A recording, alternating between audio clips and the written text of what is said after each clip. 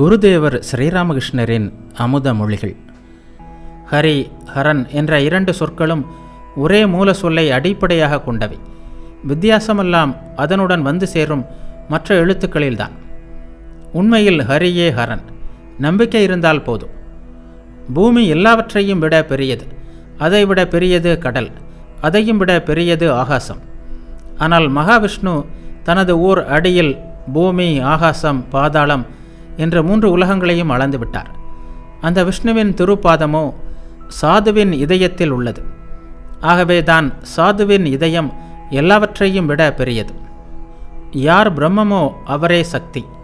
சக்தியை வழிபட்டால் அது பிரம்மத்தை வழிபடுவதுதான். படைத்தல், காத்தல், அழித்தல் ஆகியவற்றை செய்யும்போது அவரை சக்தி என்கிறோம். இரண்டும் வேறு வேறு அல்ல, ஒன்றுதான். இது அல்ல, இது அல்ல என்று ஏன் கூறித் திரிகிறீர்கள்? இருக்கிறது என்பதை தவிர பிரம்மத்தை பற்றி வேறு ஒன்றும் கூற முடியாது. ராமன் ஒன்றேயானவன். நாம் காண்பது, சிந்திப்பது எல்லாமே ஆத்யாசக்தியின், சித் சக்தியின் மகிமை. படைத்தல், காத்தல், அழித்தல், உயிர்கள், உலகம், தியானம், தியானிக்கப்படும் பொருள், பக்தி, பிரேமை எல்லாம் அவளது மகிமை. ஆனால் பிரம்மமும் சக்தியும் பிரிக்க முடியாதவை. பாம்பும் அதன் வளைந்து செல்லும் தன்மையும் போல். பாம்பின் வளைந்து செல்லும் தன்மையை நினைத்தால் பாம்பையும், பாம்பை நினைத்தால் அதன் வளைந்து செல்லும் தன்மையையும் நினைக்க வேண்டியுள்ளது. பாலை நினைத்தால் அதன் வெண்மையை நினைக்க வேண்டியுள்ளது. பாலை நிறத்தை, அதாவது வெண்மையை நினைத்தால் பாலை நினைக்க வேண்டியுள்ளது. தண்ணீரின் குளிர்ச்சியை நினைத்தால் தண்ணீரை நினைக்க வேண்டியுள்ளது. தண்ணீரை நினைத்தால் அதன் குளிர்ச்சியை நினைக்க வேண்டியுள்ளது. இந்த ஆத்யாசக்தி அல்லது மகாமாயை பிரம்மத்தை மறைத்திருக்கிறது. இந்த திரை அகன்றால் எதுவாக இருந்தேனோ அதுவாக ஆகிறேன்.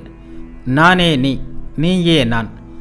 மாயை மறைத்திருக்கும் வரை வேதாந்திகள் கூறுகின்ற சோகம், அதாவது நான் அந்த பிரம்மம் என்று சொல்வது சரியாக பொருந்தாது.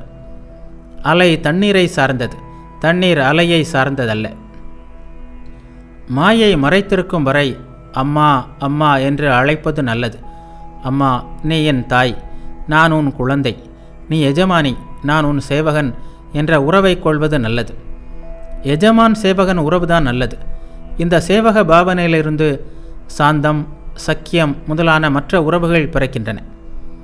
எஜமான் சேவகனிடம் மகிழ்ச்சி அடைந்தால், இங்கு வா, வந்து என் பக்கத்தில் உட்கார், நீ எதுவோ அதுவே நானும் என்பார். ஆனால் வேலைக்காரன் தானாகவே எஜமான் பக்கத்தில் உட்கார போனால் எஜமான் கோபம் கொள்ள மாட்டாரா? அவதார லீலை என்பது சிற்சக்தியின் மகிமை.